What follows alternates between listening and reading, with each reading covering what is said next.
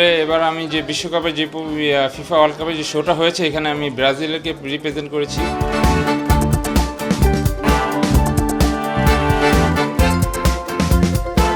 তো ব্রাজিলের ফ্ল্যাগের অঙ্গিনায় আমি এই ড্রেসটি তৈরি করেছি, যেটা আপনার একটি ব্লেজার আর একটি ট্রাউজার আছে, আর আমার পিছেও আপনার নেইমারের একটি আছে, আপনি দেখতে পাচ্ছেন।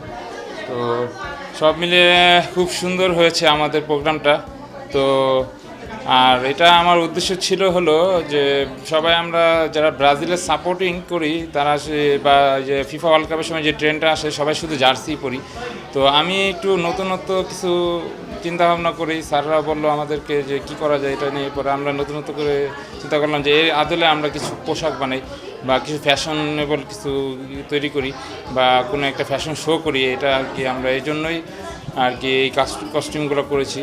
আর একটা বিষয় হলো আমাদের এখানে আমরা ইনস্টিটিউটে পড়তেছি প্লাস শিখতেছি, তো আমাদের একটা অভিজ্ঞতা হলো এখান থেকে যে কীভাবে একটি ফ্যাশন শোতে কীভাবে উপস্থাপন করতে হয়।